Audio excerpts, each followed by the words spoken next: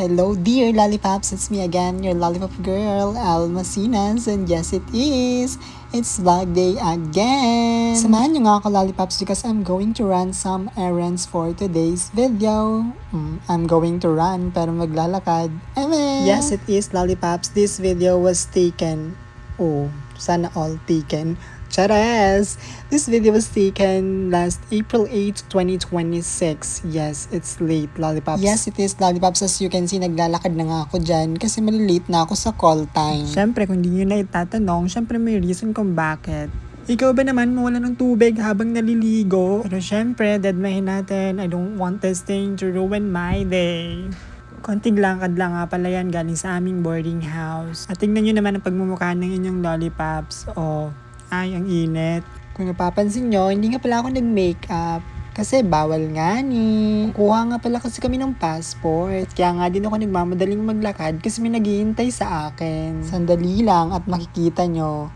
Feeling ko naman malalagot ako. Doon nga pala siya sa kabila nag-antay kasi mainit daw din Siya nga pala ang nag-iisa naming ma'am Shiles. Pag-usapan nga din talaga namin na dito magkita. Para sabay na rin kami sumakay ng jeep. Tingnan mo ga naman parang hindi na stress. Pinaghintay ko ba naman siya ng mga 5 to 15 minutes. Cheres! Hindi na nga kami nagsayang ng oras. Dinerecho na nga kami ng lakad. Bago pa kami malagot sa ispa namin kasama. Mainit nga pala ang panahon. Pero kinalimutang magdala ng payong. Yes, it is. Maglalakad na nga lang kami lollipops sa punta dun sa may sakayan ng jeep. Sasakay nga pala kami papuntang crossing. Ganyan talaga ang buhay. Kapag wala pang mga sariling sasakyan. Hayaan nyo, one day I claimed it. Magkakaroon din tayo niyan. Basta wag lang nating kakalimutan. Focus sa goal. At laging magdasal, yun ang kailangan. Syempre, dapat God always number one. Lapit na nga pala kami sa may sakayan ng jeep. By the way, lollipops, 8:30 AM na nga pala ng mga oras na yan. Kaya naman kung makikita nyo, medyo nagmamadali na nga ang yabang. Pero syempre, hindi pa kami sumakay kasi nga puno na yung jeep. Syempre, maghihintay pa kami ng susunod. Alam nyo naman, mahirap makipagsiksikan. Sobrang init. Minsan, hindi natin kailangan ipagsiksikan yung mga sarili natin. Ay, mali. Iba na pala yun. Nakasakay din pala kami dun sa sumunod na jeep. Kaya naman kung makikita ninyo, ito, kung naglalakad na ulit kami. As you can see, nandito na nga kami sa overpass sa crossing. Lalakarin na nga lang namin papuntang St. Rose. Kaya naman, ayan, na-aura muna ang body. Kung taga-Kalamba ka, alam na alam mo tong place na to. Kaya naman mag-comment ka kung mapapanood mo to. Sa Alabang nga pala ang appointment namin. At Festival Mall, to be specific. Kaya naman, sa St. Rose Terminal talaga ang punta namin. Nandoon na nga nakapila ang aming best friend. Nainit na yun, panigurado. At then, tinutok ko nga ang camera kay Ma'am Shi. Sabi ko nga tumingin siya at magvi-video kami. As a vloggerist nga ang atake ng lollipops nyo. Yes, it is. Yes, we're here. Dito na nga kami sa St. Rose. Kung saan merong trip papuntang Alabang. Tingnan nyo naman ang Ma'am Shi namin. Parang walang nangyari. Parang hindi na initan. Agad nga naming hinanap ang aming best friend. At ayun, nauuna nga sila sa pila. Kasama niya nga pala ang kanyang pinsan. Pinsan yata. Hindi ko sure. Pero sure ako, kapatid niya yung isa. At then nga, tumayo ang aming best friend. O taray, very formal, ready magpa-picture. Ilang minuto nga lang palang lumipas at nakasakay na kami. At ayan, as you can see, 70 pesos ang pamasahe. Bale, 9:30 AM na nga pala kami nakaalis ng St. Rose. And yes, it is. Nandito na nga kami. Eksaktong 10:30 AM nga pala kami nakababa ng bus. At sumakay nga pala kami ng jeep papuntang Festival Mall. Bayad namin, 13 pesos each. Taray, medyo napaaga nga kami as you can see. 11 o'clock daw magpapapasok sa mall. Okay lang din naman, 12 o'clock naman ang appointment namin. Lumapit na nga kami dun sa may entrance. Syempre para magtanong sa naka-duty guard. At yun nga ang sabi, pumunta daw kami sa kabilang entrance. Kaya naman agad na naglakad ang mga lollipops nyo. Another guard na naman nga ang pagtatanungan. At ang sabi maghintay daw kami pagbukas ng mall. Ang sabi maghintay na daw kami para makapasok agad at mauna sa pila. Kaya naman ayan, umaura muna ako para makapag-outfit check. Gusto ko nga pala sanang mag-skirt that day. Kaya lang biglang may change of plan. Bukod sa na-imbiyer na nga ang lollipop nyo. Naisip ko din sobrang init. Isa pa, we need to be decent. Formal dapat. mabigat, baka ma-elbow, masasayang ang araw, masasayang din ang pamasahe. Open nga pala sila from Monday to Thursday, from 8 a.m. to 6 p.m. At ayan na nga't nakapasok na nga kami. Papunta yata kaming 3rd floor or 4th floor. Basta umakit lang kayo ng umakyat. Sa dami ng tumatakbong hagdan, hindi ko na natandaan. At ayan nga, nandito na nga kami sa DFA.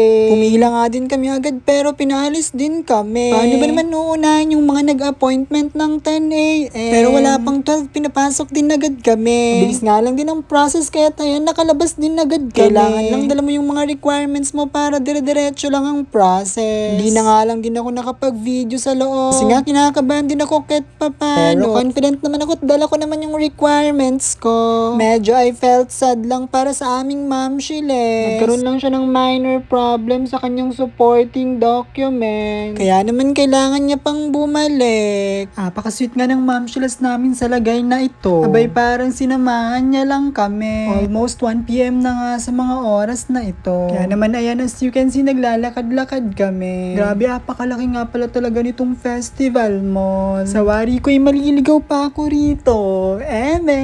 Teto na naman sasakay naman kami sa tumatakbong hagdan. Medyo nagugutom na nga din talaga kami sa mga oras na yan. Pero mukhang hindi naman halata't nakuha pang mag-smile-smile dyan. Shoutout nga pala dito sa kapatid ng aming best friend. Talaga namang hindi pa nga ako sikat. Alam niya ng vlogger ako. Pero naway magdilang ang Hellcat, magtuloy-tuloy na to. Kaya naman palambing naman lollipops, follow nyo na ako. Promise ko sa inyo at pagigian ko talaga. Kung ganun ang mangyayari, talagang sisipagin ako. Tingnan nyo ba naman, confident na ako. Diba? Nagpicture pa nga diyan. Magbabaka sakali. Baka naman po, H&M. At ang cute nga talaga ng magkapatid na ito. Bigla ko tuloy na-miss ang sister ko. Pero di bale, mag-jump din kami ulit soon. Pero for now, picture mo na kaming magbe-best friend dito. At nagpicture na nga lang talaga kami. At dumiretso na nga sa Jollibee pagkatapos. Jollibee din kasi ang gusto ng kapatid ng best friend namin. Naku, tignan mo't magkapatid nga talaga ang dalawang ito. Ayan na nga't nagmadali na talaga kaming pumasok. At nang makapag-order na talaga. Buti na lang talaga't kasama namin si ate. At ayan na nga't mabilis ang serving ng order namin. Order nga pala ako ng super meal Kung akala ko'y hamburger, burger steak pala ang kasama. Heto nga't susubukan namin ang elevator dito. Muntik pa nga kaming hindi magkasya. At nagsiksikan pa nga ang mga lollipops. At eto nga't nagkahiyaan pa kung sinong unang lalabas.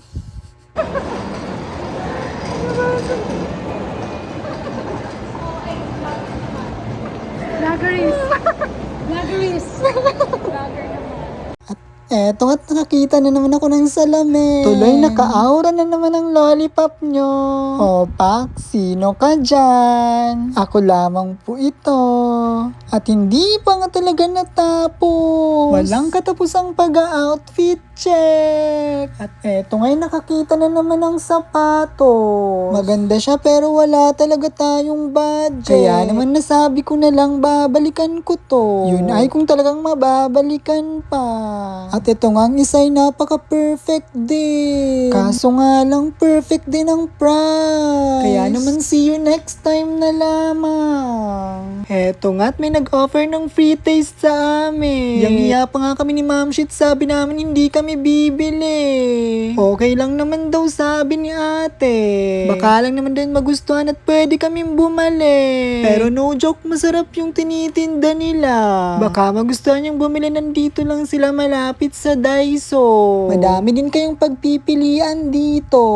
Lahat naman masasarap at di nakakaumay. At bukod nga sa mga tinapay at cakes, meron din silang coffee dito. Na-sure ako at nagugustuhan naman talaga ninyo. Basta dito lang po yan sa Cake and Cakes Bake Shop. Baka naman inyong mapuntahan, itry nyo.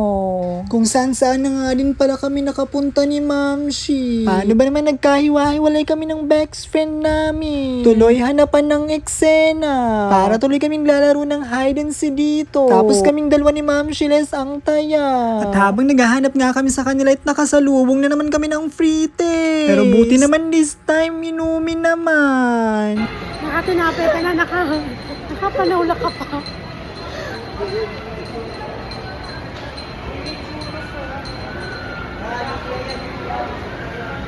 Sarap no? Linis ang sarap no? Ang sarap na sarap. Ito nga pala yung pinang-free taste nila. Best seller nga daw nila itong tubo watermelon. Talaga namang masarap siya. Kaya naman ito't napa-order nga kami. Kaya naman ito't excited nga kaming uminom na nito. Kaya ito't isi-shake na nga natin. Para malaman nga talaga natin kung the best nga talaga ito. At yan na nga, titikman ko na nga. Tamang-tama nga ito't madami din kaming nakaing tinapay kanina. Ang sarap. Alasan nung kanina. Ang sarap. Sarap.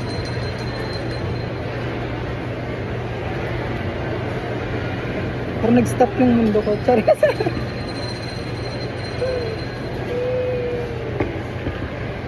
At heto nga't sa wakas nagkita-kita rin kami. As you can see, nasa labas na kami ng festival mo. Grabe, feel na feel mo talagang city dito. Naghihintay na nga pala kami ng jeep niya. Kasi kailangan naming sumakay papuntang terminal. At heto nga't nakabayad na kami ng ticket. At syempre sasakay na nga ulit kami. Ayun nga't nauuna na ang Ma'am Shiles. Heto nga't magkatabi kami ulit ng upuan ni Ma'am Shi. Sabi ko nga tumingin siya sa camera at mukhang hanggang dito na lamang ang vlog na ito. Kaya naman kung nakarating ka sa point na to, maraming salamat sa'yo. Palambing naman, pa-follow naman ako for more videos. Pa-like, comment, and share na din. Sharing is caring. I love you all.